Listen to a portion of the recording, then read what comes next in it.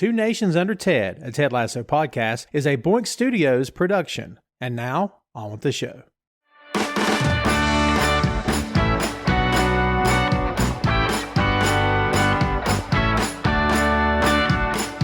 Welcome back to the show, kids. Two Nations Under Ted, a Ted Lasso podcast.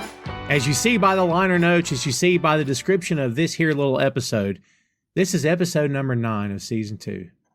I'm going to let that marinate for just a sec before we get started.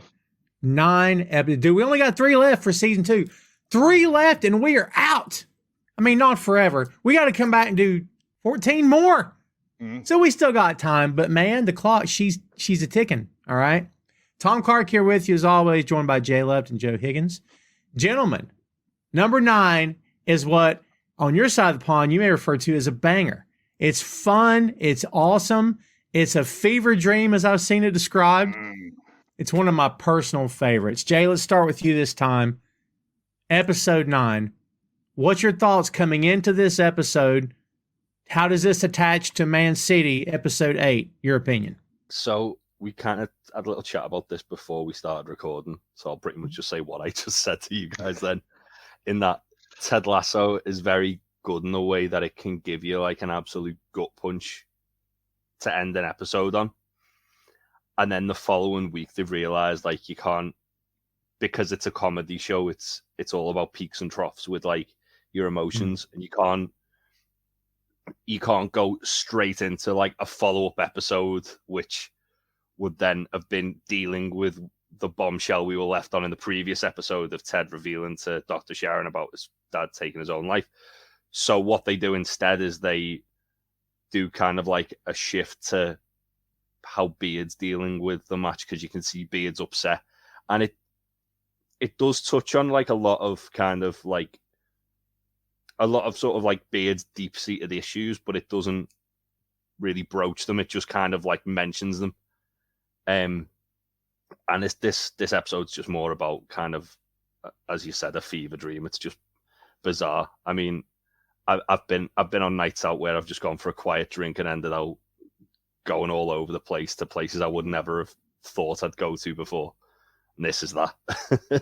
Well, here's some connective tissue for you. We said before we started recording here today that this episode reminds me a lot of the bit with Ringo and Hard Day's Night, which Ringo received credit for after the films. Like, man, that was really good. Like, Ringo might be an actor. And Ringo came back immediately to say, well, I was high the whole time. I don't remember much of it. Like, man, you know what I mean? So, Joe, here we are going into number 9. Yeah, what do you think about this, man? It's one of those, like the Christmas episode. It doesn't really further the main story along. But like Jay said, we get a lot of Beard in this and more, I wouldn't say backstory of him, but just like how his world works. Because there's just like, he is an enigma of a man wrapped in a vest. I really like this. The first time I watched it through when we did the original watch of it, I was not, because it's not a Ted Lasso episode. It's this own unique, specially weird thing. Like even the Christmas episode is a Ted Lasso episode, but this is, it feels like, you know, when you've had like a long running sitcom and they try and squeeze like a spin-off episode into it. Yeah. Like the farm episode of The Office and stuff, like it feels like that, but it's I really, having rewatched it, I really like this episode because it is so bizarre. It's such a non Ted Lasso episode that it goes back round to being a Ted Lasso episode. Yeah, and we find out more about Beard because up to this point we know nothing. He's a lumberjack. He already won the lumberjack champion. Like there's all these little things that they drop. But we find out more about how he just goes about his day-to-day life. What's funny is that if this episode never happened, I would have been okay with that because the mystery still would have been there. Like, did this ruin the mystery for anybody after this episode, or did they still leave enough to where you keep guessing after the fact? I think it left me with more questions than answers. Yeah. I think what's really good about like the way they do the character development for Beard is you only know what he tells you. So there's obviously that bit like in the 3rd season where he kind of like reveals his backstory, and it's only because Beard actually divulged that information. Otherwise, we wouldn't have known, and he would have just been an enigma. Mm.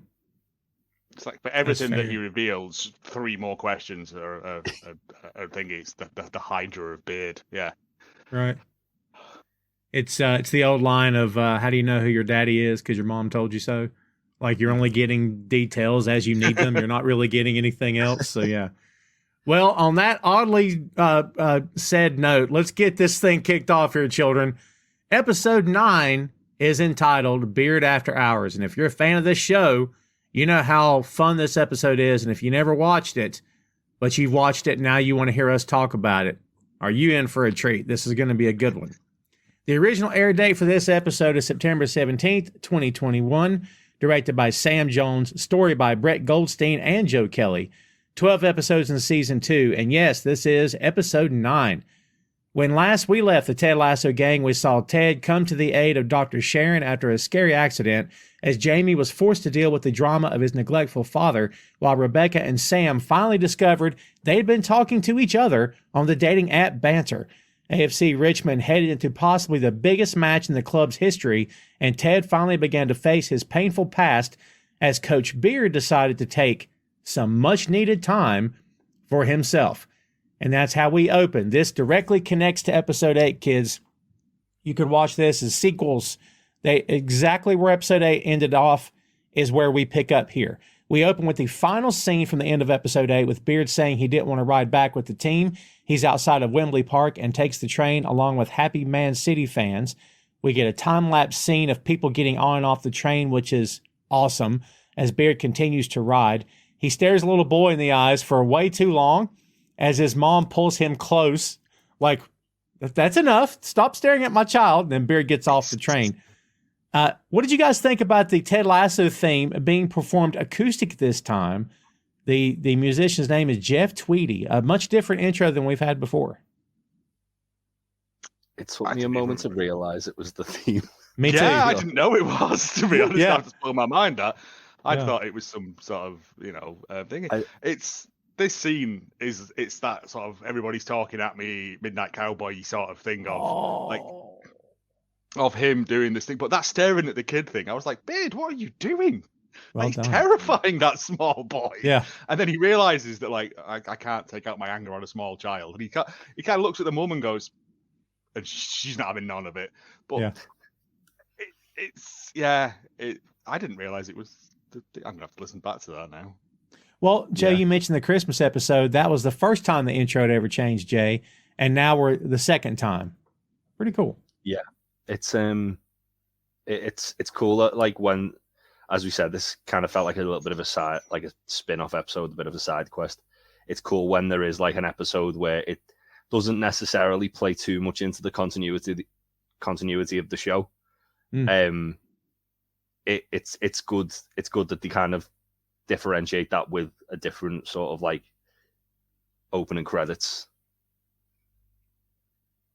Yeah, it makes it feel like an entirely different show. It does. This whole episode feels. I think you said it best, Joe. It feels like a freaking spinoff. Yeah, well done. So Beard gets into his flat and turns on his TV. It's highlights from the game.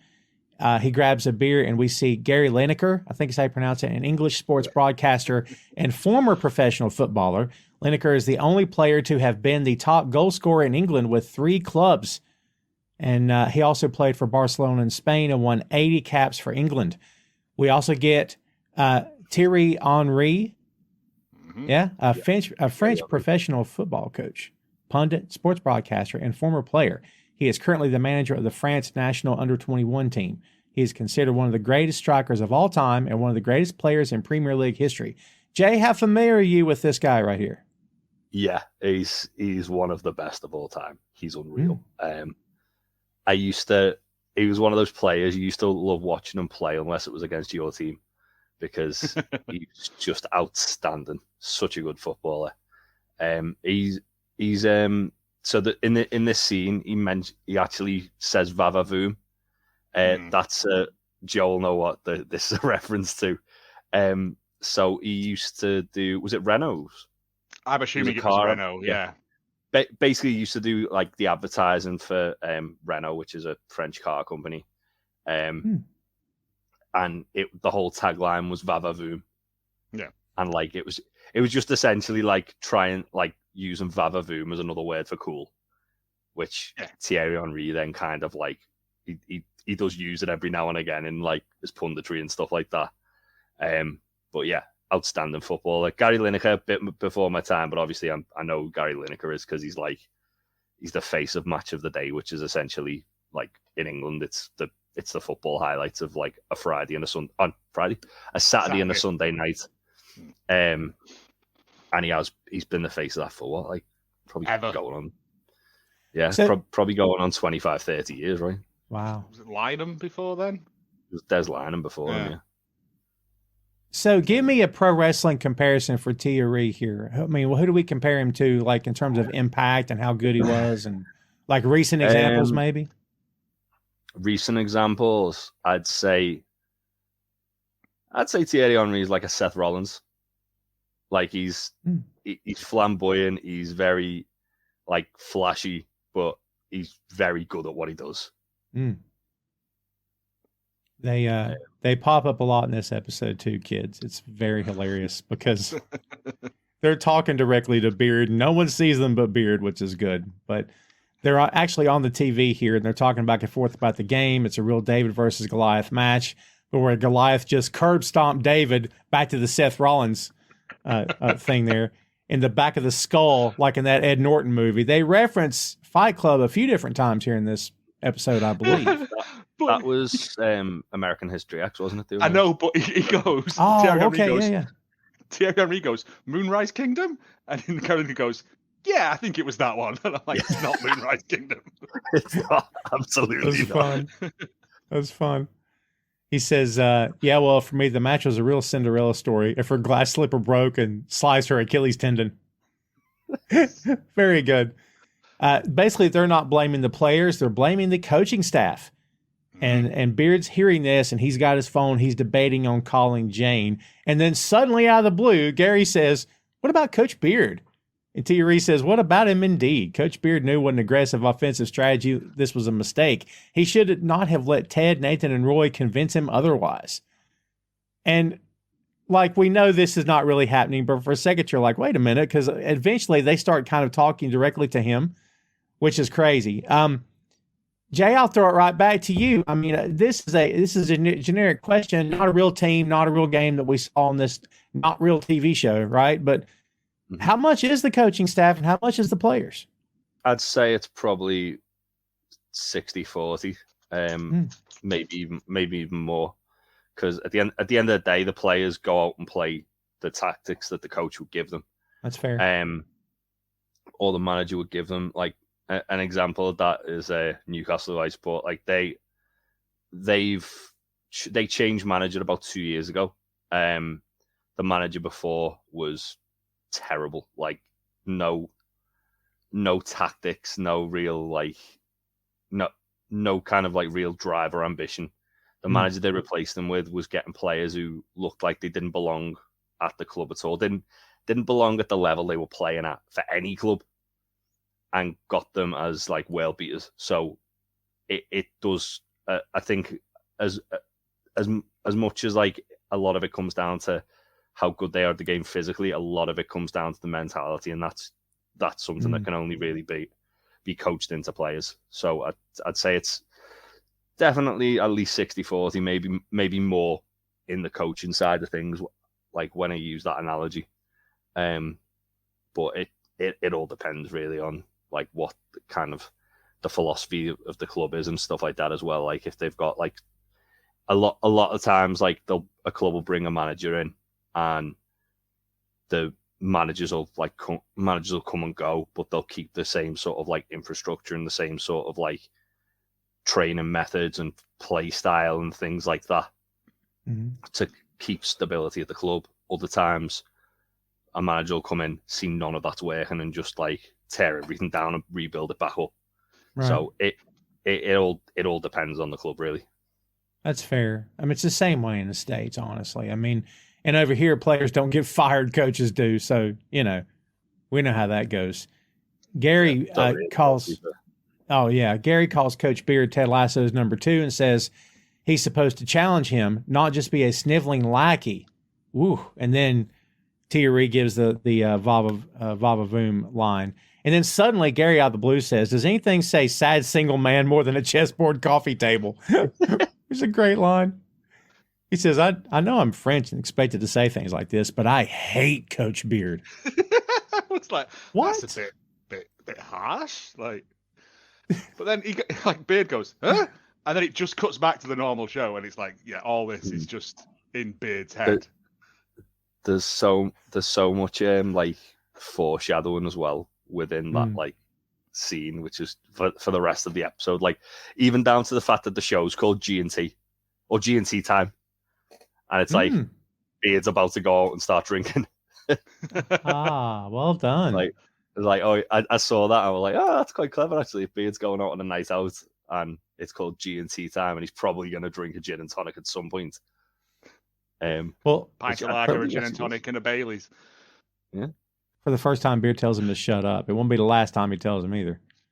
Yeah, I do like they use throughout the episode. They use Gary Lineker and Thierry Henry as like proxies for Beard's demon, like inner demons in this episode. Yeah, I mean, why not? Yeah, it's like two devils on one on each shoulder instead of an angel. There's two devils. You know what I mean? Yeah, they're both talking. Neither of them are like justifying his point. They're just like, yeah, he is rubbish. Yeah. This guy sucks. Yeah. He, Joe, you mentioned this before we recorded here today, that a replacement song called Nightclub Jitters plays. Nightclub Jitters, yeah. It's. I just really like the replacements. That's all. I just like them. To be fair, there's some amazing music in this episode as well. There is. Oh my God. All the way through Ted Lasso, actually, there is a really good thingy. But I was like, it's not often you hear a replacement song, especially like Nightclub Jitters, on anything, and it just made me smile. Yeah, I mean, we got great music in the last one as well. Yeah. So he goes to the Crown and Anchor and has a little conversation with May. Nothing huge about this. Basically, she asks if Jane's coming. He says, we broke up. She goes, shocking. And he says... Like, May is such a understated character. They all know about Jane, too. Oh, yeah. So, you imagine, like, they're in there, like, I would assume, like, they're always eating in there. They never seem to cook, do they? So, like, never. You just assume that they're in there every day. We never hear a kitchen in the background. That's funny. I think in the episode where Roy comes to Ted's flat, he's like, I've got some pasta water if you want that. Ted's got that kind of pasta water. But other than that, that's it. Like, I assume they're in there a lot and, like, they get to know each other's, like, you know, comings and goings, innit? It seems like it's like kind of like the sort of almost like the like anchoring point for Beard and Ted, doesn't it? Where like it's almost as if it's between the two flats. Between the two flats, yeah. It's like common ground. Yeah. Yeah, it's like the halfway point. That. Yeah. He says she accused me of being jealous, because I told her it's hard to not know where I stand, which it is because she never says I love you. She said, did you say it to her? I did. And she didn't say it back. She did not. Beard gets that she did not and that he did not. I did not. Like, you know what I mean? I love he's the character that will deliver that line like that. That's fun. That's good. Never uses contractions. Yeah. Right. Yeah. Very formal. Very formal. And May goes, oof. And Beard says, thank you for helping me relive that. She says, well, you must feel awful. He says, reason is powerless in the expression of love. And she goes, no, I meant about the match. What the hell was your thinking behind those tactics? And he's like, May. Like, you're right. Enjoy your beer, which is great. And then she comes back and starts shouting at him as he walks away. In a semi-final. Semi-final. Semi-final. You know, what we saw with the broadcasters earlier, part of me thought, did that really happen? Or did he, you know what I mean? Did that really happen? Yeah. I think that did, because it's kind of plays into the whole, like, Beard just trying, a lot of the theme of this episode for Beard is, like, escapism, where he's just trying to take his mind off, like, the results. He tried to give tactics to Ted, and Ted didn't listen to him, so he's upset about that. And I think it's sort of like almost like a battered ego thing, isn't it? With the team, because they've got that far only to just roll over to Man City. In an absolute battering, as well. Yeah. 5-0 or 4? Yeah. 5-0, and they got a red card as well. We find out in this episode. So yeah, it's one of those things. I think this really happened. It's just a case of he's gone to like almost like a safe place to just try and like take his mind off everything, and immediately he's getting shit for it when he doesn't need that. Yeah, he checks his phone and she's got text from Jane. There's a picture of a purple neon cross, which will come back around eventually in this episode. Yeah. He types a message. He walks to the table, he drops his keys.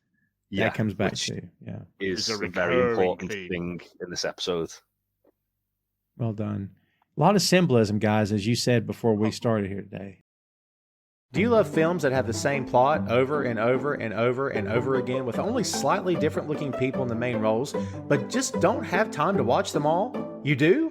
Then simply listen to Hallmark of Greatness, the only podcast that takes you through such masterpieces as Love at Sea, Love at Christmas, and A Volcano Sacrifice for Love. See a pattern here? Available wherever you get podcasts from, and also find us on social media by looking for Hallmark of Greatness. What do we make of the dropping keys bit? Is that like a drop in the ball, or what did we make of that? I don't think it's like a specific thing, but it seems to just be kind of like an indicator that whenever like Beard drops his keys, something pivotal to the night is going to happen. Yeah, well done. It's like this is like it's like I don't know. It is that thing of it goes from being a quiet night to what happens next, and then when it happens again, the whole thing takes like a big right turn, and then when it happens again, it I think it's supposed to be like it's been weak symbols, but it unlocks the next part of the evening. Yeah, so it was like a computer game parlance sort of thing, like it's the red pass card, blue pass card thing from Doom sort of stuff. It is just, but he drops them, and then we find out that like I always forget their names. Baz, Jeremy, and Paul. That's it, yeah. They come over giving him stick. But is it Paul that's like, I just thought you might need a hug because he's such a nice bloke? Paul's the best. Well, Jeremy gives him his keys first, doesn't he? He goes, Beard, you dropped your keys. And then they start going to give him shit about the match. And he's like, do you want to join me? Let's not talk about the football. Yeah, you can sit and drink as long as you want to drink and not talk about football. So they immediately like Speedy Gonzalez levels of sit down, because like he's the coach of their team, and the questions are: have you ever been to Vegas? What's Ted like, really? And given the universe is infinite and you can die at any time, how do you feel about that, or something? It's such a like 3 a.m. off your nut question to ask. Yeah. Yeah. Beard sits back and takes it in, and then he takes a breath and he says, I've been to Vegas many times. 1 night is good, 2 nights is perfect, 3 is too many. Ted is a man, just a man. And as for the fragility of life, I'm so glad someone finally asked, because yeah, I got a few thoughts. And then after a lot of empty glasses, okay, he says, and so in conclusion, if this is, and we don't get to hear, if this is indeed a simulation, which everything in my experience suggests that it is, then all we can do is tip our caps to the rascal pulling the strings. What a great line. What a great line. But, right, a couple of things here. They don't take their glasses back to the bar. Heathens. No. Right? That annoys me. I know it's to show the passage of time, but take them back. And also, they must have had about 10 pints each. Oh, my God. It was a lot. Like, based on that table, I mean, I know that there was always this much left in the bottom as well, because they're them kind of people that don't finish the pints either. But I'd be hammered. Like, I wouldn't be able to do anything. 10 pints even in one session, that's too many pints. Yeah. And given like the passage of time, we know that it must have like, well, they say the pub's closing at 11:30, which no pubs close at 11:30. it's midnight or 11, isn't it? Never. Well, 11 and then supping up time, innit? Yeah. Yeah, 11:30 is like last orders for a lot of pubs. But we get another great May line as well. It's like the man who, what was it? Like the man who told me to better myself on a date. My legs and the pub are closed. And it turns out it's like that guy. Like the man who kept correcting me on a date. And he's right there. He's at the bar. And he goes, it was 2 dates. Coffee counts as a date. And I was like, who's this guy? We never see him again, I don't think. I love the way as well, like as soon as she says it, Baz goes, "Oh, that was Richard, wasn't it?" He just sat at the bar reading a newspaper. Oh my. And Beard gets another text from Jane. This time she's posing with the cross behind her on the wall and says she's atoning for her sins, and if he's not going to join her, she hopes he's having fun. Beard asks where to next, and Jeremy says to bed. This is England. Pub shut at 11:30, to your point. He says, I'm not ready for the night to end. Any ideas? Paul says, what about Bones and Honey? Bass says, it's a private club, very swanky, impossible to get in. Jeremy says he heard they once turned away Cher. Paul bellows out, would you believe they did such a thing? In a sing-song voice, sounding like Cher. He does it. It's to the tune of "Believe" by Cher. Yes. Can you yes. believe? Yeah. But it's just it's just a random bit. We missed the bit where Beard was going to text Jane back, and he's like, "I can't do this if we're not," and he just deletes it and puts his phone away. But it is that thing of like, Beard's clearly upset about this, and either you say it or that's it, we're done. But he can't bring himself to do it. That's and then just gets hammered. Yeah. Again, like it's one of those things where at the start of the episode you think that it's just you think that it's just Beard is like angry about the loss, and everyone keeps bringing up the loss, and then obviously there's like that deeper thing of he's also having problems with Jane. Another kind of loss, if you will. Another kind of loss. And when something in your life's not going right, if it's professionally, you want the personally to be going right. But he can't get any peace there. So, like, he's got turmoil on both fronts here. So, Beard says, why don't we just head over there and see what happens? Jeremy says, I think there's a dress code. And that cue May, who pulls out a huge box labeled misplaced and displaced on the bar, and they all four bum rush it. We get a great slow-mo shot of them leaving the pub wearing something out of a retro vintage store. Fit, but you looking know like it. Mumford and Sons, I've written. Yeah. Fit, but you know it by the streets is playing in the background. As a juxtaposition song to them, looking like dotty, sort of tough, aristocratic gentlemen, and then the streets. I thought they looked more like you know in like a Disney film when like a homeless person dresses up to look posh. That's what I thought, because like Beard's still got like his tracksuit on underneath. Oh, that's he's still got his shirt on hat. Underneath. Yeah. He's got his track. Paul's got his shirt on underneath. Yeah. Well, we find out at the end of the episode they all have. Yeah. But it's wonderful, man. It's one of those great fashion montages. We're like 22, 23 episodes into this review show. If you people don't know by now, I take notes. These two guys think. I don't have to think. You know what I mean? It's the best job ever. You don't have to take notes. Right? See? Yeah. Marriage made in heaven. So, they go in. Beard walks up to a desk. Looks like a hotel front desk for all we know. Talks to the woman behind it. Sarah Coombs, played by Carrie Howard. This convo is excellent. And the dialogue, we have to say, before we go any further, the dialogue in this episode is fucking fantastic. It is so good. Like, I can't say enough good things about the writing here. Beard says, do we know each other? Because, he's trying to scam his way in. She says, I don't think we do, sir. May I see your membership card? University of Barcelona, class of 2004? I went to Warwick 2007. Oh, sorry, you looked older. She says, are you a member here? Here? No, God, no, never. Just one of those things every woman loves to hear. Oh, you look older. Yeah. I know. What was he thinking? Yeah. I love that Beard's like attempt to try and like disarm it is just conflict. It's instantly like trying to like go, oh yeah, I know you from this place, and then when they go, no, you don't. It's like, all right, conflict, and it's a reoccurring thing throughout the episode. He tries to smooth things over, doesn't work, instantly goes to conflict. Yeah, it's true. It is one of those, but I mean, this lass is kind of horrible as well. Oh yeah, she's got to stick up her ass. Yeah, I mean, I get it. It's like one of those private clubs, so I'm assuming you get a lot of riffraff and stuff trying to blag their way in. But yeah, and they turn Cher away. Expressions too, were like the whole time just disgusted with him. You know what I mean? I mean, he is dressed, like Jay said, like a mad tramp. Yeah.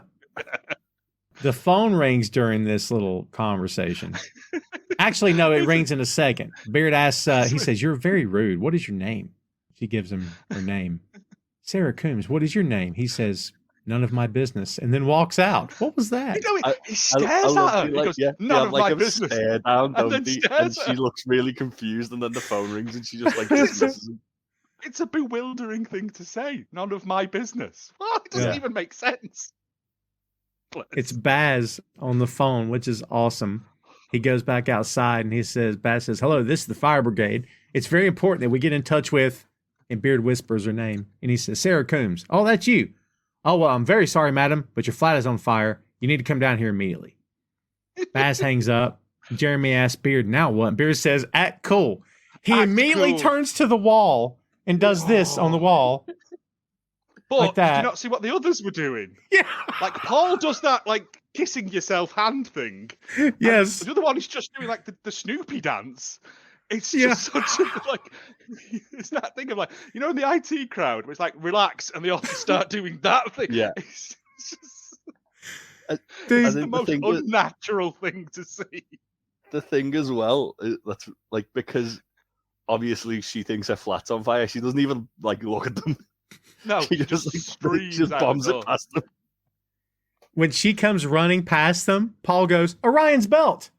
Just like that. He's looking for the stuff. It was Jeremy. I'm sorry. Jeremy did that. Yeah. Out of the blue, you know? Yeah. And so she runs past and they tell Beard, "Amazing." And Beard goes, "Huh?" Like, I got this. I know what I'm doing. The next bit, they're in the elevator. Jeremy says, "You did it. You did what Cher couldn't do." Paul says, "I actually feel bad for Sarah Coombs." And Baz says, "Now, think how excited she'll be when she realizes her place didn't actually burn down." That's some twisted logic, gentlemen. I'm telling you.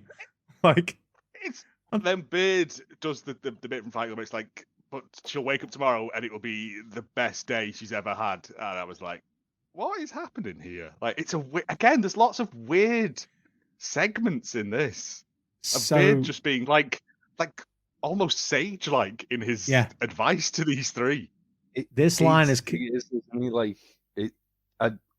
I'm gonna probably make a lot of parallels to the Big Lebowski, but he definitely has the same sort of like energy of the dude in the Big Lebowski in this episode. Oh my god, well done.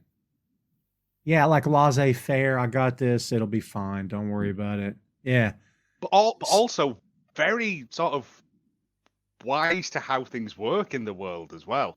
Yeah. Like he's very good, I would say, at like manipulating people as well.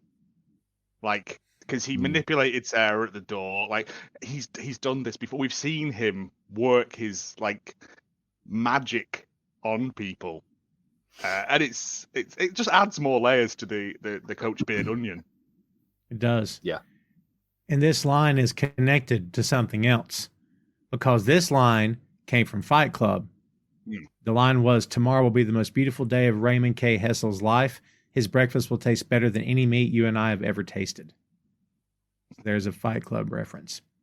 Also, the music in the elevator is from Fight Club. Like there you go. Muzak version of that. Yeah. Well done. They step out of the elevator and the three guys are immediately intimidated. Beer says, "What's wrong?" Paul says, "I don't think we belong here." Which I get that in a lot of places my wife takes me to. I'm like, I'm going to get the bum's rush. Yeah. The idea of this, it's a class warfare kind of thing, right? Like, it's not. I've had that. Yeah. And like It's if you go to like, as Joe said, like go to a place where you kind of you go in and it's like instantly you feel like, oh, this isn't my kind of scene. Like, but it like also like you like go in and can sometimes feel like everyone's like looking at you as if to say, why are you here? Mm-hmm. Like it goes back to the whole kind of like perception is reality thing where with Rebecca with Nate, where it's like you make yourself belong there. You make yourself the person who belongs to being there. And that's literally Beard's. Beard walks in and he's like, I'm gonna just fit in. No, people are gonna stop batting an eyelid at me because I'm just here. Act like you belong, isn't it? What he says? Yeah. I love it because he's right. These are three, working class lads who drink in, the Crown. This is way above their pay grade. They've never been anywhere like this. Never. So how do you act? Snooty, I guess, is the answer. But you say you've never been anywhere like this, but Paul recommended it, so I reckon Paul secretly got a membership. No, I think it's one of those things. It's like you'll have heard that, like the football players go there or something. It's I didn't actually check how far away it was from Richmond either, because it looks like it's by the Shard, isn't it? So yes, when they come out, the Shard in the background when he leaves. That pointy building, yeah. So it's. Building. I'm assuming Richmond's like quite far out of London. I'm going to double check this. But also, again, and you might need to cut this out. Don't we go back there later on with Nate and? Yeah. It's the same bar, isn't it? Yeah. Yeah. I thought it was. Interesting. But yeah. Did you say Nate and, or did you just leave it blank? Because if you just left it blank, he left it blank because I had it for me because I figured out what he was alluding to. Hey. Yeah, you'll have to tune into season 3. I'm just saying. So it turns out it's where all the bad people go. Yeah. Yeah. Well, what's interesting about it, and it's very like kind of symptomatic of places like this, is it's a fucking shithole. It doesn't look nice, does it? Doesn't look fun. It looks like one of those bars in town that is incredibly expensive and is full of posers drinking cocktails. But like, how are you making money in this place? Because it's all exposed brickwork and like wood. Because they're charging through the fucking nose to. I know. But I love as well jars of honey on the bar, like open jars of honey. Yeah, no one wants that. No. Amount of fruit flies they'd have in that bar. Fruit flies. They didn't have taps, so because the one of those bars that only serve bottles, so it's bottles, fine. Even then, when the guy asked Beard if he wants a glass, and he goes, "No, just have the bottles," and it's like the guy looks at him like with like bewilderment. Yeah. Well, he says, "I'm going to go to the bar and get who wants an overpriced beer?" And they all kind of go. They just. Let me rephrase that: an overpriced beer that I'm buying. Well, this is the thing as well. Like with Beard, like at this point, I think he's just happy to have their company, because he obviously wants to take his mind off things. He spent the evening with these lads and like just wants it to continue because he's enjoying being around them. And if he didn't, he'd just go home and stew. It's like Ted in the Christmas episode. But also, I think he recognizes the fact that they're like that. Not that he's like better off than them, but obviously, like he's got like presumably got a much better paid job than them. Yeah. And they feel like they don't belong there by him saying, "I'll buy your beers, don't worry." It instantly puts them at ease as well. He heads off to the bar and he turns around and says, "Feel free to strut." Yeah. And they do that same sort of like weird. It's very good physical comedy from the three of them. It is good physical.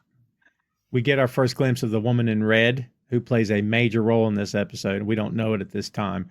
She smiles at him. He tips his cap to her. He does the bit about the ordering the beers, as you mentioned, Jay.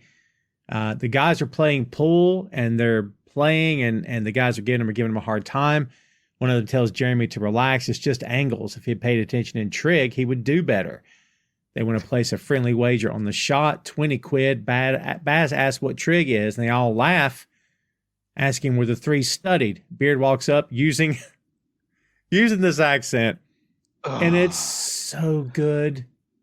Like, I don't know if the accent's good, but he is fantastic.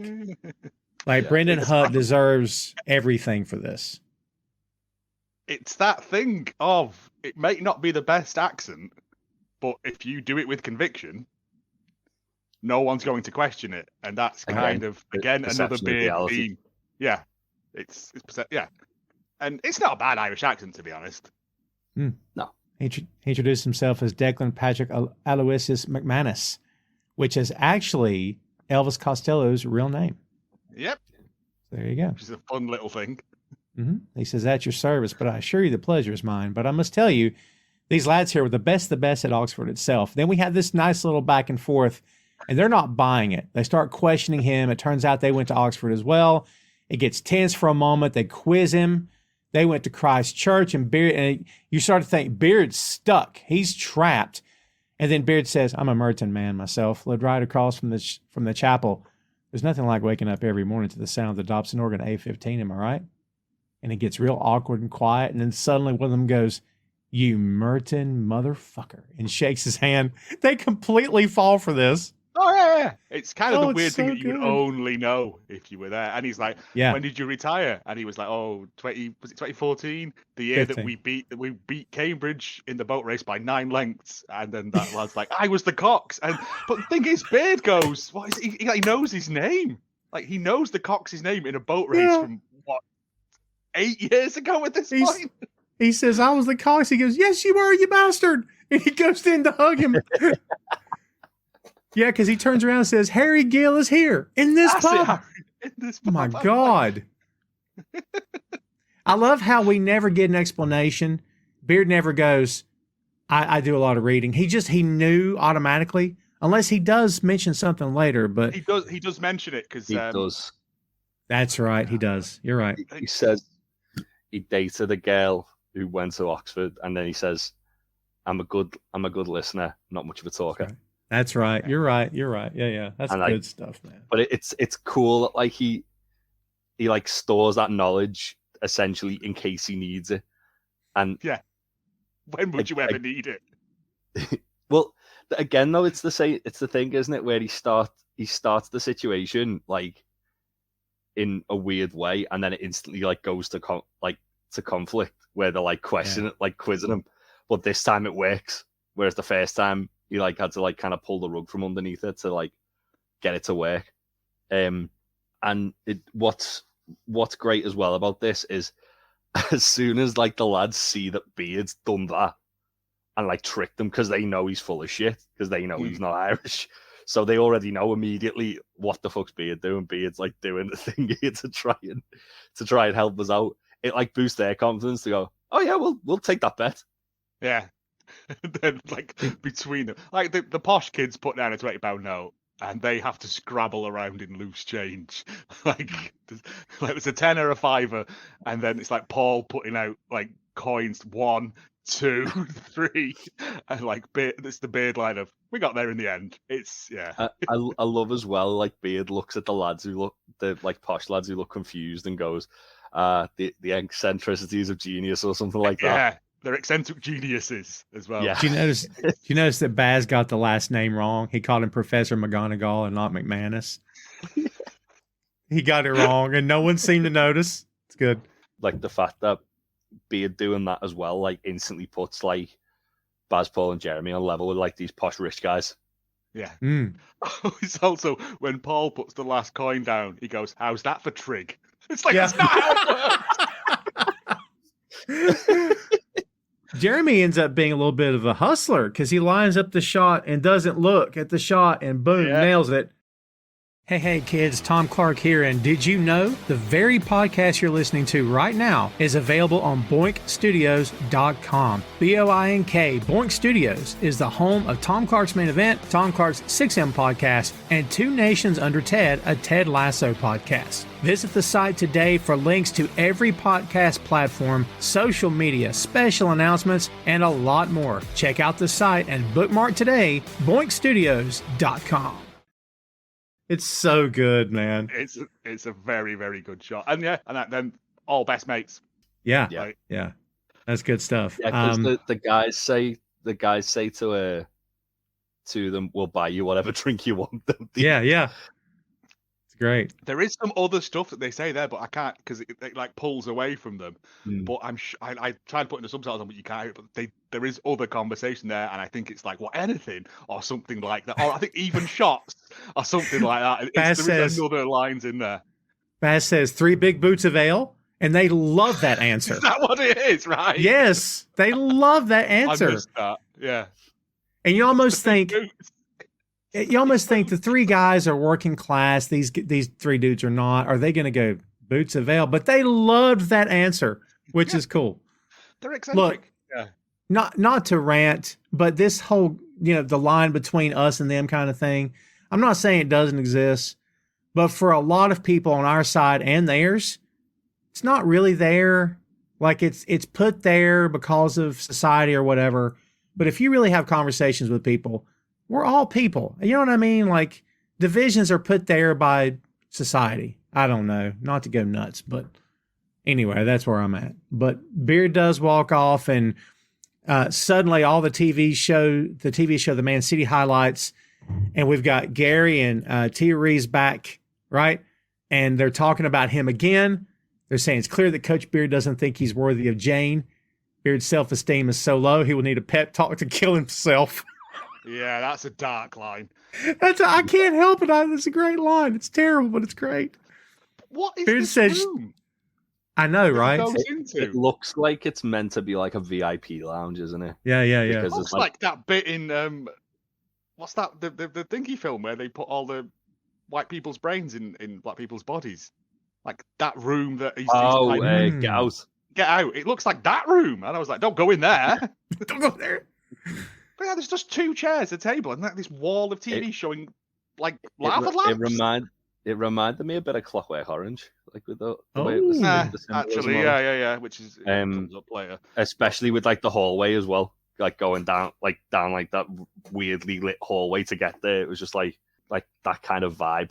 Why would there be this room in a maybe not so much Clockwork Orange, more like kind of just Stanley Kubrick in general. But it was very, it had very much of that kind of vibe. But yeah, it looked like it was meant to be a VIP room, which is probably why the bouncer followed Beard in as well. That's true. But when he hears him ranting and raving at the TV, he says he comes in and says asks if there's a problem. And Beard says yes, because he rips his pants when he stands up. That's important to remember. He says, yes, this nail on your faux Persian flea market coffee table just tore my pants. The guy asks for his membership card, and then he's thrown out because, of course, he doesn't have one. He's cursing, and he hears behind him, it's Red from the bar. And did you notice when he turns around, he just kind of presents himself like he's smooth. He's got this. Well, he turns around, doesn't he, as if he's about to like confront her, and then realizes it's her, and he's like, "Oh, it's great." She says, she says, I'm sure you know that your trousers are ripped. He goes, they're designed that way to make it easier for people to kiss my ass. And she says, be careful. We have decency laws in England. You'll get arrested. He says, I wasn't aware the laws were so restrictive here.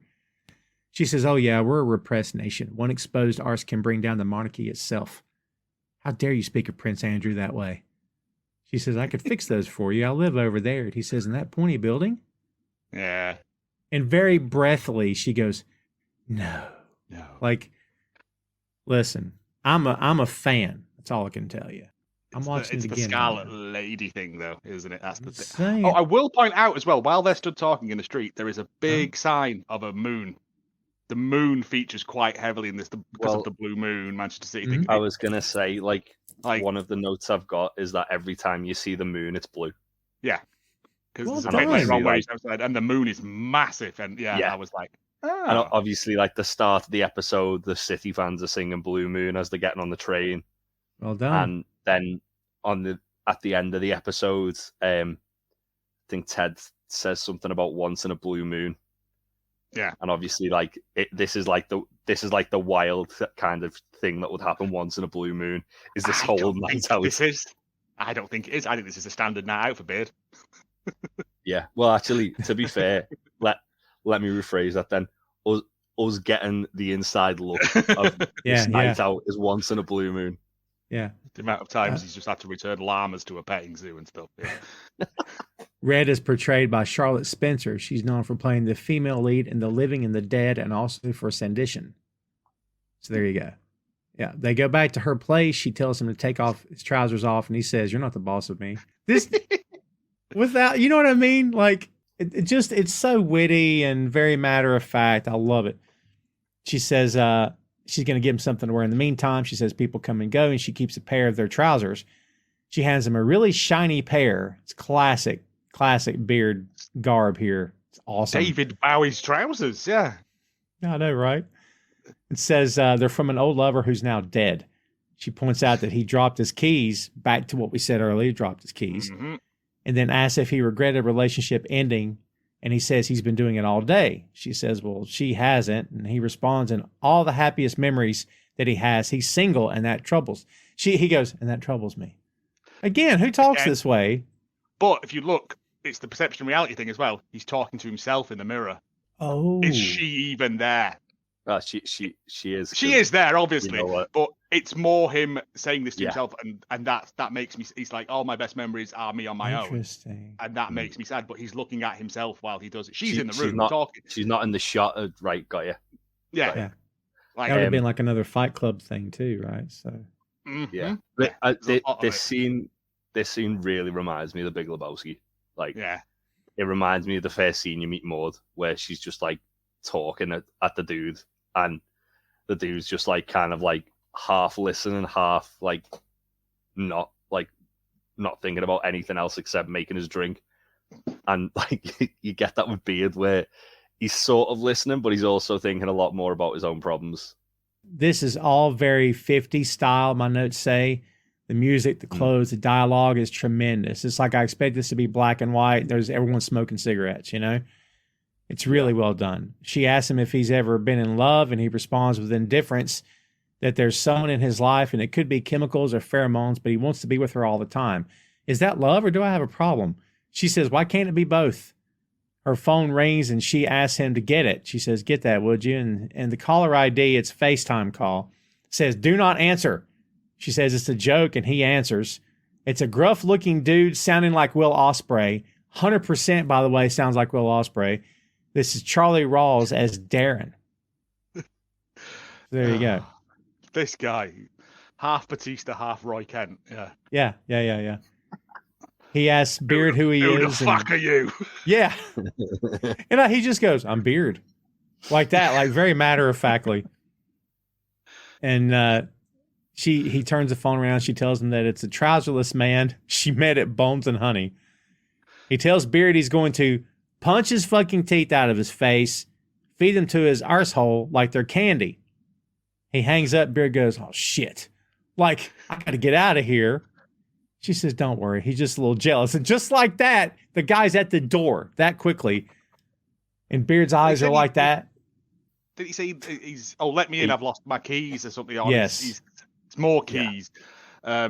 That's why he was in the That's why he was in the building. That's why he got there so quick.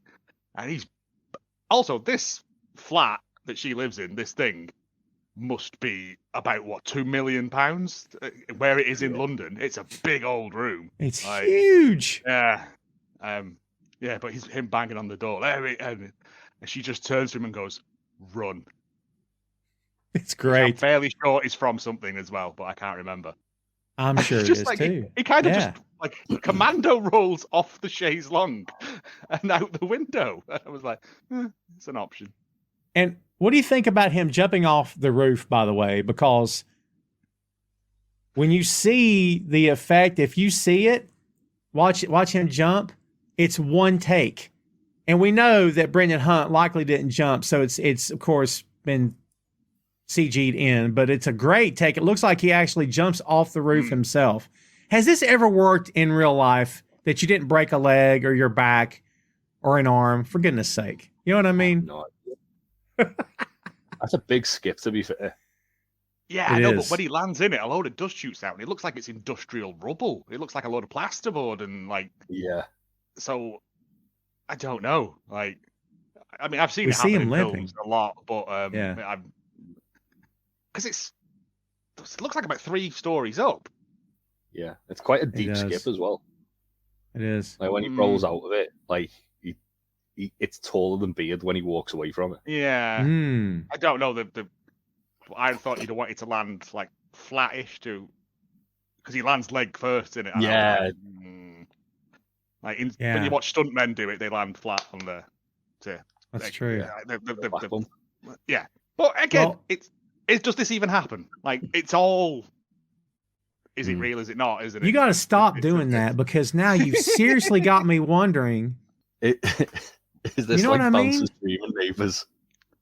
Did he even leave his apartment? Oh my God, that's messing with me. As we also know, like, Beard's proclivities for illegal narcotics and that, like, it's not. It does happen. Like, it clearly all happens, but it all feels very symbolic and stuff of him having to reach lows before he can. You know, he gets to the club and he's still, like, as in Richmond at the end of the episode, and he's still got the pants on. Yeah, which do make reoccurring they do appearances within the show. That's fair. So I think that's like, it's like Inception, isn't it? With the spinning top, that's like the thing we know where it's not like just a hallucination, because Beard still has the pants. Mm-hmm. Well, and the other people as well, but yeah. He ends up on the bus, and the old lady tells on him because he didn't tap in. So the bus stops, lets him off. This is great, where he runs away and like he manages to duck this giant man, and then the bus pulls past and he's gone. And I'm like, again, this is from so many films as well. Oh yeah, that man must move so quickly. Yeah. Well, as we find out later, he's on a scooter. He does have a scooter. He's got a little. No. He's on a scooter later, but at this point, he's in great shape. He's come in. he's come, like, got down from the roof, got into the flat, chased Beard to a bus. Yeah. We know Beard's jumped from the roof as well. And 3 stories. We assumed he took the winding staircase that goes like this, so it's several flights of stairs, or however many flights that he would have to get down. And he's in great shape, I guess, which explains why he's not gassed. But it's like, come on, how'd you get? It's like the Droopy Dog cartoons where he droopies everywhere. You know what I mean? Yeah.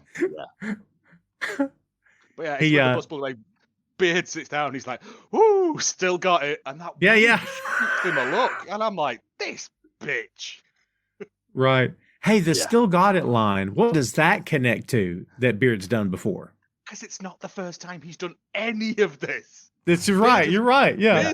I imagine Beard is hidden in more wardrobes to avoid angry boyfriends and husbands than I care to think about. Oh my God, that's epic. I love it. He ends up in the lobby of a nearby hotel. He has another weird confrontation with the front desk clerk. That woman, though, he didn't tap in, and he goes to find he's lost his wallet and phone at this point as well. Yeah, right? Left that out. And the bus driver, and I have been on London buses when this happens, and they just refuse to move. And it's like, it's hoping that the societal pressure will force the person to get off. They don't give a shit. But then he gets off, and this woman screams at him. What is it? Well, like, piss off, you freeloading scrounger. And I was like, mate. He mentions to her, doesn't he? It appears I've lost my phone and wallet. Yeah. Because he goes in his pocket to actually sort it out. Oh, it's just, there's no, like, what are you getting from screaming at a random person on a bus? Yeah. Well, it's good to know that not just in my country, but in yours, people don't know how to mind their own business. Like, mind your business. What do you care if someone... Good Lord. Oh, by the way, how old are you, lady? And why are you on the bus at this time of night? What are you doing? I'll ask you questions. This must be, what, about 2 in the morning? at least. It's so there was got no to way. be. No, not again. There's no way one of those Route Master buses would be going around at that time of night because they all would have to load in from the front. So again, not important. I note the time later. At some point, it's 2:20 a.m., but I forget what point. I've got it in my notes somewhere, so it's I probably imagine before that then. would be when he gets his phone back. Yeah. Probably, yeah. Oh, it would have said the time when he answers the call. Yeah. I Could don't be. know. But they left the pub at 11:30. They got to the Bones and Honey. They were in there for what, half an hour? He's been Until at he this got woman's flat busted. for 15 minutes. So I don't think he was even there that like half an hour because he's literally, if you think about it, he goes in, he gets a drink, gets around the drinks, they has do that the trick conversation shots, and then he goes to the room. So he's realistically, obviously TV time happens a lot quicker. He's probably been in there for like 10, 15 minutes. Again, not important in any way, shape, or form, but it would still be a night bus at that point anyway. Yeah. And also, that bus is going at a fair old lick. If he just grabbed onto that pole, he'd have pulled his arms off. Yeah. That's fair, too. Yeah. And you notice when he got off the bus, the moon's in the background in the night sky, and it's freaking massive. It's massive moon, that. It's massive, yeah. He has this conversation with the hotel desk clerk, and it's another weird one. Join the Untitled Wrestling Podcast for all the latest pro wrestling news from around the world. Want to dive deeper? Interviews, fantasy booking, roundtable discussions, quizzes, video game streaming, watch-alongs, and a lot more can all be found on YouTube and wherever podcasts are available. You can also find the show on social media, Facebook, Instagram, and YouTube at Untitled Wrestling Podcast, and Twitter, Twitch, and Discord at Untitled Rest Pod. Follow, subscribe, and download today.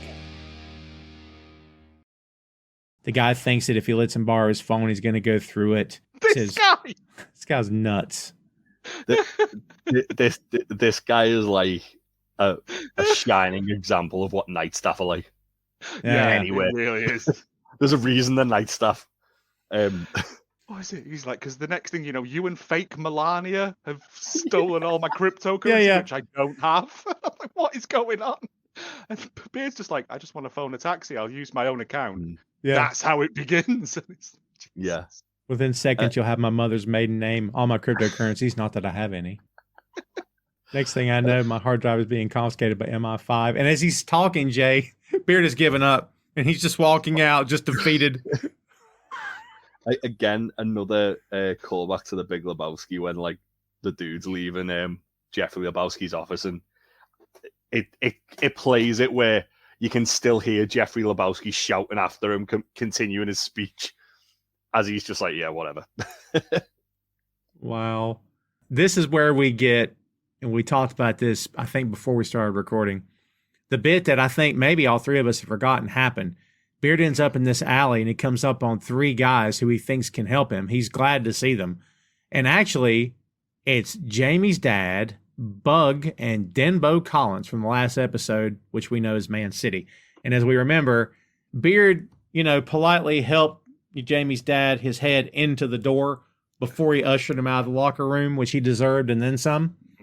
Yeah. So, yeah, it was. And what's weird is that Beard tells him sorry for what happened before. He's trying to get around him, and James Tart Sr. tells the guys they should teach Beard and his magic trousers, which is a great line, what football is all about. It doesn't happen on the pitch; it happens on the street. What does that even mean? My logic behind this was, of course, those three twats are ultras. Yeah. So essentially, it's more of a European thing, but it does happen in England as well, where every club has a group of fans who essentially just want to fight other fans called ultras. And of course, those three dickheads are ultras because you can tell just by looking at them. So yeah, they basically. They were probably walking around London in the city colours anyway, looking for a fight with some Richmond fans.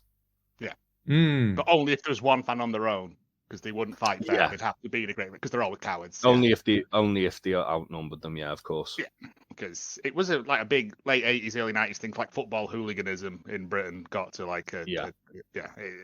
it's not people who actually like the sport; it's people who just want to go and fight.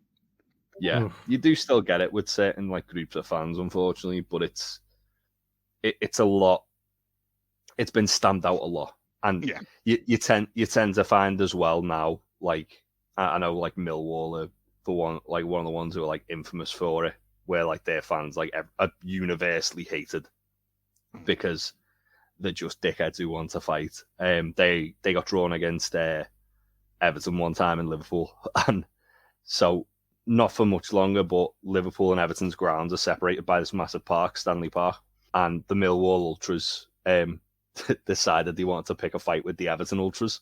So they're like, we'll meet you at this park for this fight. So they all get there, and then as like the Everton ultras are stood there, from behind the Millwall ones, the Liverpool ultras came and like helped them out. A flanking manoeuvre, the classic military pincer. Yeah, and basically just chased them out the city. Good. Yeah. So it sometimes they use the powers for good. As I say, it's more of a European thing. You tend to find it happens a lot more in like Eastern Europe and Italy, and France have a little bit of it as well. But yeah, they're just not desirable people. Well, and we know that Jamie's dad is a piece of crap, and so are his friends, and they all suck. And when you first see them, and he's like, "Help me!" It is that scene from A Clockwork Orange where they're walking from the light towards him, which is another Stanley Kubrick reference as well. Well done. Beard runs and he gets around the corner and he can't get away. And they, off to his right at a table, is Gary and Thierry at this table. Gary says, "Looks like Beard's done for." And Thierry says, "Beard really wanted to get beat up tonight." And he agrees and says that Beard wants to take punishment instead of the love and support from the people around him. Thierry says he thinks Beard hates himself. When Beard gets to that door, his keys fall out of his pocket. Yeah. Pivotal Another moment. lesson learned. Yeah.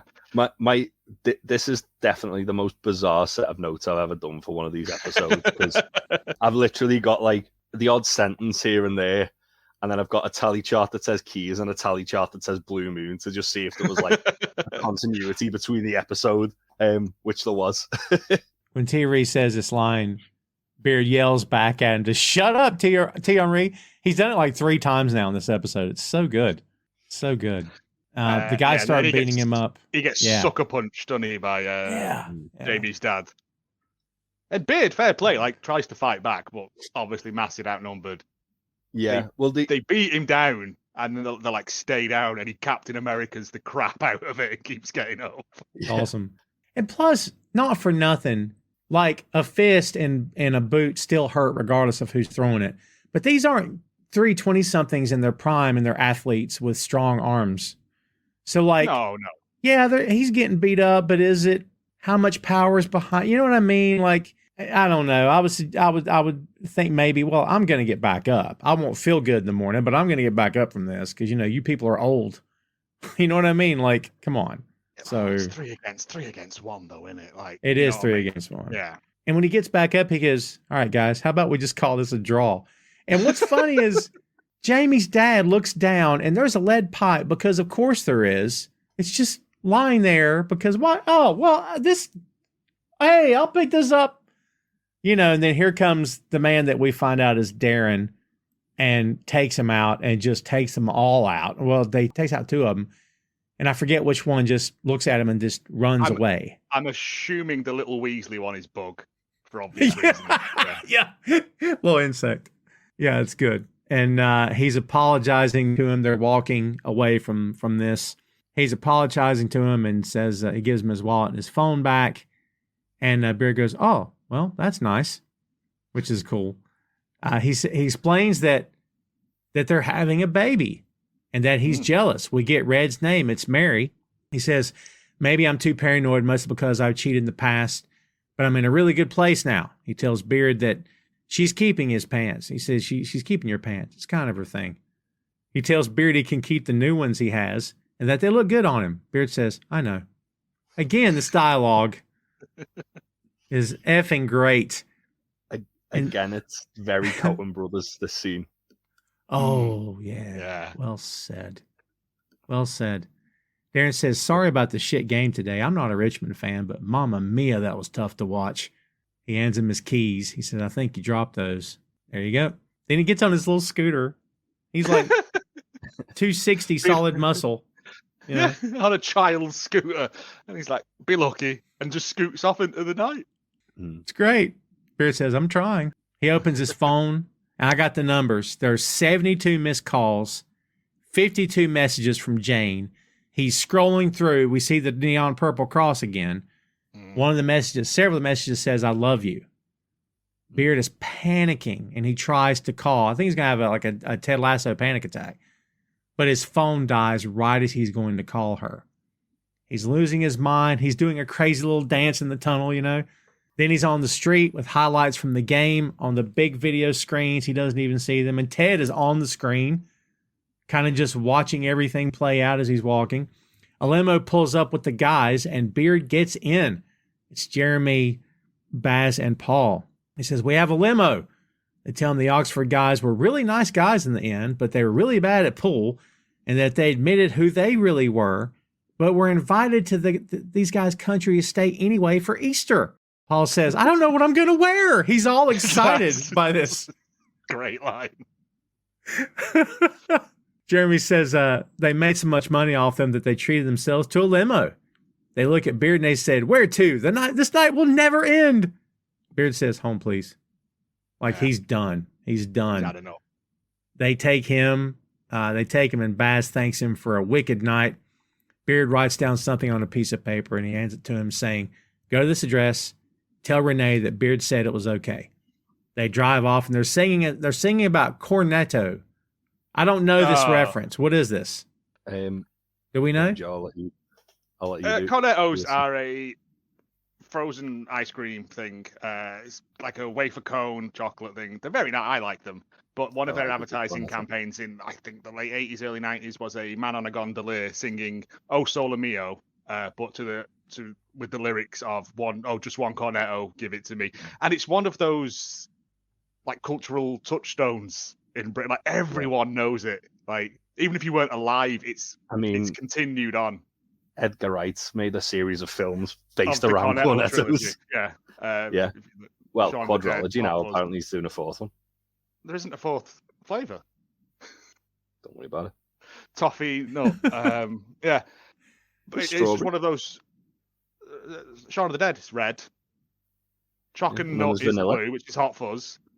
Yeah. And green is mint for that last one. Yeah. There's vanilla. There's not a vanilla cornetto. There is vanilla cornetto. I'll fight you, but there isn't.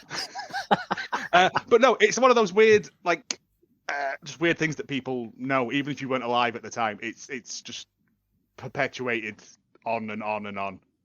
I don't know why. What sucks here? What sucks here is that Beard's night is getting worse. He goes to his front door. Better. He breaks his key in the lock, and then it starts raining. And in my notes, in parentheses, I had Jesus Christ with an exclamation mark. He takes off running down the street and past the church with the neon purple cross. But then he comes back and he goes in. Looks like a traditional church, got candles and such. Beard sits in a pew and we see the rain coming down the stained glass. Really dramatic moment. He starts praying. He says, are you there, God? It's me, Margaret's little boy. Long-time listener, first-time caller, which is a great line. I know you're probably busy. You got bigger fish to multiply than fry. But there's this girl, this woman, Jane, last name Payne, Payne. You probably know that already, but in case you wanted to look her up. I care for her deeply. I could have been with her tonight, but I ended up here with you. He's all disgusted. I'm under no illusions that she could solve what ails me, but when I'm with her, the world just seems or feels more interesting. He looks up. The rain has suddenly stopped. And I'm like, this episode continues to get weirder, right? He hears something, then he goes to investigate. Yes. I've just remembered as well, when he's on that bus and he goes, still got it, you see a reflection of that purple cross in the glass, as just a flash of it as he goes past it on the bus as well. It has appeared quite a lot throughout the evening as well. I missed that. Just a weird little bit in it. I was like, what kind of, like, and he goes and he finds this like underground club beneath the church, and I'm like, I'd be wary of going downstairs in any churches, but wild. Looks like a great time. Well, Yeah. we also get in the midst of this, the three guys have gone looking for the address. They go to a door labeled no entry. They knock and an old man opens up. It's like something out of a horror film. This guy, the most Cockney man in the world. He's awesome. But he's called Rene. Yeah. They says Beards sent us. Which is good. Did you notice what the door had written on it as well? Door 237. Yeah. Which is the room from The Shining, which is another Kubrick. Oh, Yeah. well done. Well done. It's a weird like melding of influences, this, isn't it? Like the Coen brothers, Stanley Kubrick, and a little bit of Edgar Wright for good measure. Yeah, there's a lot of... Because I was thinking, like, that bit where he's like, okay, shall we call it a draw? I know that from something as well, and I can't think what it is. It's not Hot Fuzz, is it? I don't think so. It is from something, but I'm sure it's it not is. important. Yeah, possibly. But yeah, it's just, yeah, there's a lot of winks to film references and stuff in it, which is a very Edgar Wright thing, yeah. Yeah. They follow him inside, the old man. They follow him inside, and they turn on bright lights. Through and, these Viet Cong tunnels that are there. Yeah, right. Like, Well, Jeremy says, is it heaven? well, they Go on. referenced the tunnels in season 1. Oh, they did. Yeah. yeah. In the episode where they burn everything, Yep. Yes. they make a reference to it. They're horrific. Like, Yeah. Way over my head. Holy Lord. I was not prepared for that. Yeah. Jeremy says, is this heaven? He says, no, it's Nelson Road. They get excited and they go in. It's the AFC Richmond pitch and they're losing their minds. We Are the Champions is playing and they're having a blast. They got the ball. This goes back to my initial question for you two guys a couple episodes back, whatever it was. Have they ever even been to a game? Because not that they'd know the address necessarily, but they don't know what part of town they're in. I don't think they have. I don't know how long those tunnels are. Like, it could have been a long distance away, but then why was Renee behind that door? Like, there's so many questions. Again, it's not every question that's answered. There's 3 more. Like, why are these tunnels here?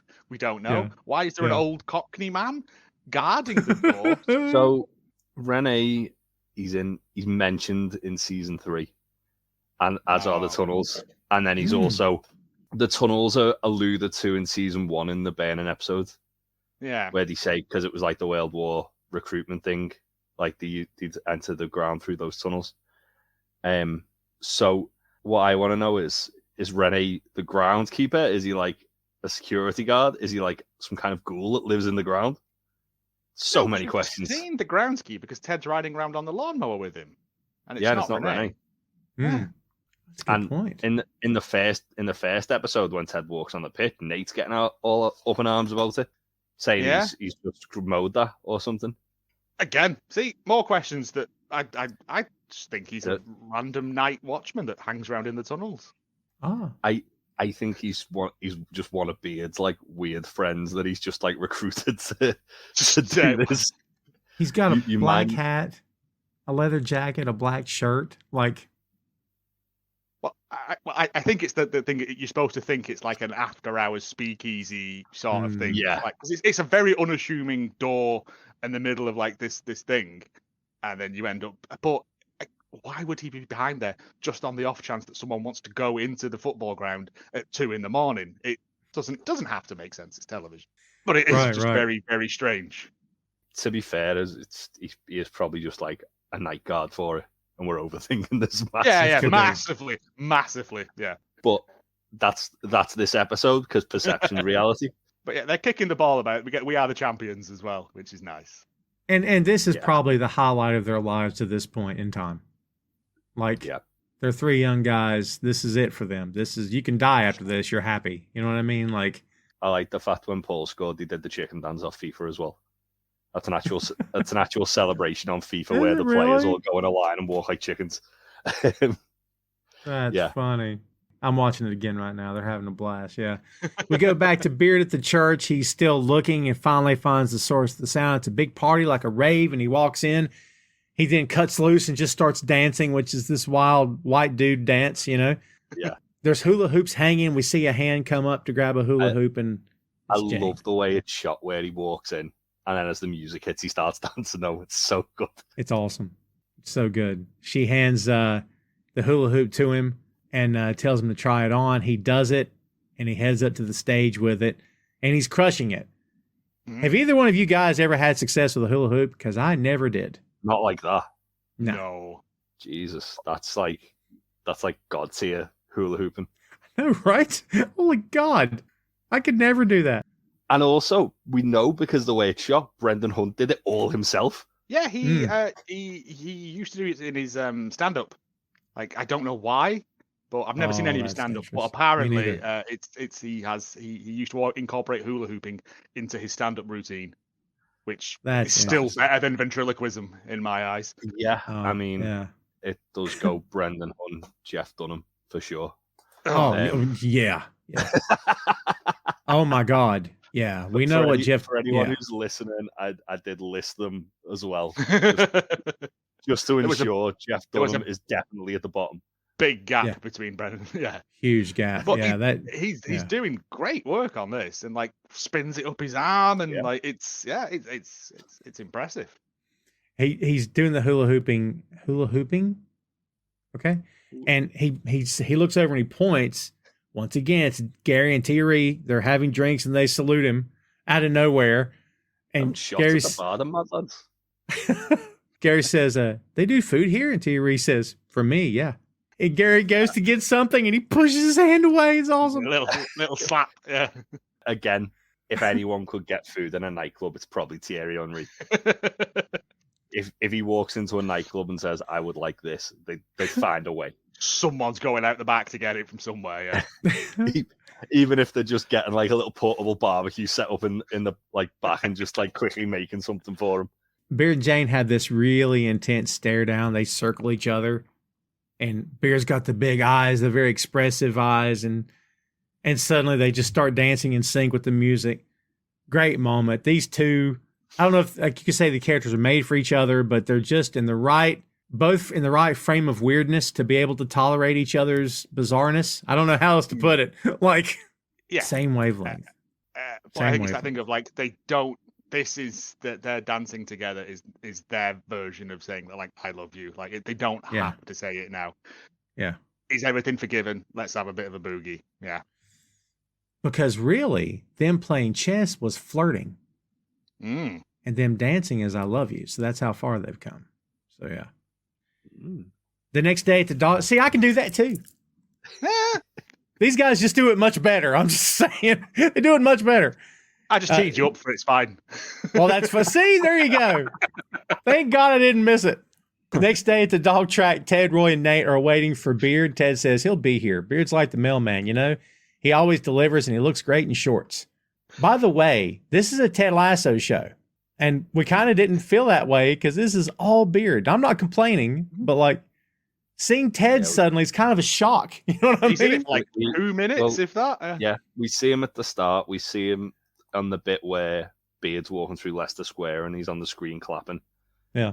And then we see him here. Coach Beard comes in and says, morning, fellas. Ted says, what'd I tell you? Beard says, flat white, coffee black, peppermint latte. And Roy's like, cheers. And they're all looking at him like, oh, is he okay? You know, Ted points to his face. And like he's, yeah. Is everything all right? Because, I just slept too late.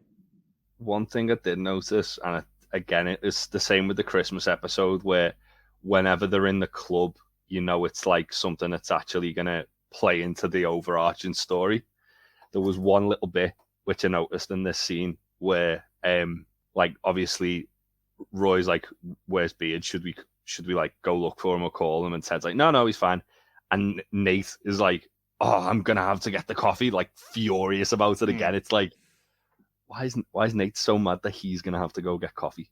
Why is he not more concerned about where, like, even Roy is concerned about where Beard is? Because I imagine Beard's always like first there and last to leave. Like, Roy and Beard have that like understanding, though, don't they? They can just look at each other and know. Will say as well, I really like Nate's like Hoxton jacket he's got on there. It's got like the club logo on, but it's got like I was like, ooh, I like that. Very nice. And again, as we said before, we get a break from Nate's downward spiral, which is good because you got to take breaks. There's a little wink at it there. There's a little, there's a little sort of like nudge, wink. This is still happening, by the way. We haven't forgotten about it. It's just we needed this episode to kind of develop Beard, and also, like, as I say, it's the whole point of this episode is to kind of help you after the gut punch of Ted, like, bearing his soul to Dr. Sharon and the city. Everything that happened in there, where it's a massive, like, don't want to say downer because that kind of downplays it, but it's a massive, like, negative thing that's happened. And then they needed something to kind of just, like, almost disarm you the way Beard does in this episode with, like, just all the bits that he does to try and, like, trick people. Well, also to give you time to process it as well. Yeah. Because a lot happens in that last sort of 5 minutes. It's true. And that's what Beard's doing is the entire evening is he's processing what happened with the loss and also what's going on with Jane as well. A lot of interconnectivity happening. Yeah. He says, just slept too late. And fell off the bed. And Roy goes, oh, yeah, that happens. No, I think Roy was okay with it. He seemed to go along with it. No, he goes silent. He goes, yeah, that happened. He gives him like the side eye. He's like, he knows what's happened. It's Roy's good. been in enough scraps in his time, I'm guessing, to know. Oh, that's fair. Ted says, okay, who's ready to watch yesterday's match? And they all groan immediately. Beard says, I've actually watched it plenty. Ted says, I know, but this is how we get better. Sometimes every once in a blue moon. Hey. There is a game so awful. So Roy goes, dog shit. Nathan says, haunting. Beard says, a catastrophe of epic proportions. Ted says that the only way to watch it back is at 10 times the speed and with the Benny Hill theme music playing under it. Here we go. It's great because, we get reminded of a couple of things. One of the Nate thing, but also Ted. Ted will never, ever focus on the negative. Doesn't matter how bleak it is. He will never sit around face palming. It's not who he is. So he's not going to make light of the loss, but he's going to let them know we can watch this like this because it's one game. We're coming back. You know what I mean? Like, it's not disaster. It's not the sun's going to come up tomorrow or came up today. We're going to be fine. So if anyone's going to have to stay positive, it should be the guy leading the team. So we get that reminder. That's who he'll always be. They start to chuckle. Beard puts his shiny legs up on the desk. I love the fact that no one acknowledges Beard's trousers at all in this. I was surprised. Yeah, I was surprised by that. And he lowers his head and folds his arms in signature Beard fashion. What an episode, kids. Episode 9. We just did it. It's in the books. Man, we didn't want to talk this from the death. I mean, we went an hour and a half, but still, that's kind of par for the course for us. But God, this was so good. I feel like we've barely scratched the surface on things that have happened. Agreed. Like, we've talked about the symbolism because there's a ton of it. And we've talked about what, like, we think's influenced certain bits of the episode. And, like, obviously, as we said, like, there's loads of, like, Coen Brothers references in there and loads of Stanley Kubrick references. If you told me this episode was directed by Edgar Wright, I believe you. But it's there's so much going on in this episode that I think we could probably have spoke about it another 3 or 4 hours and still not really scratch the surface. Yeah, you're right. So let's talk about takeaways. If we've got anything more to add, Joe, what have you got left here? What do you think? There's not a lot really. It furthers, like, we get to know a little bit more about Beard and how, like, he operates in the day-to-day world. But I think also it shows that not only, like, Ted takes losses, like, it hurts Beard as well, that, like, they got such hammered and, like, Ted didn't think, and this is how he deals with it.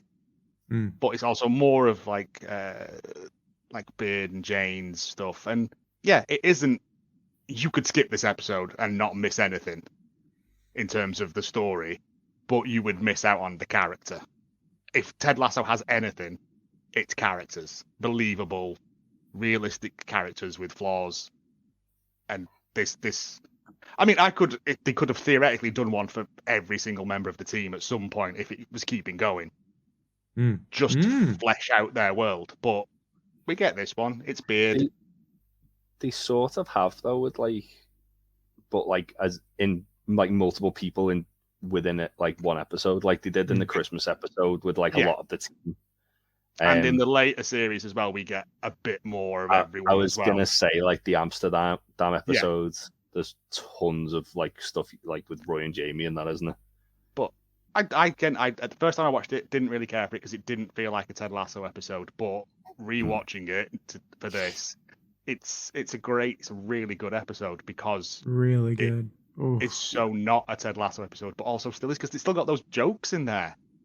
Mm-hmm. There's still like, even though this horrific evening has happened to him, he's still cracking wise. He's still like, there's still characters that you love behaving in ways that you know, but there's just no development of the greater plot. And like Jay said, because that last episode was such a massive, you need this time to process that, and also to like just not going to say cleanse your palate, but like to just reset everything in your brain as well, because we found out so much bad information at the end. I mean, if this were an X-Men book, in this issue we focused on Beast, and that was it, and we got a glimpse of the team at the end. Yeah, to put it in comic book terms. Yeah, Jay, what do you think?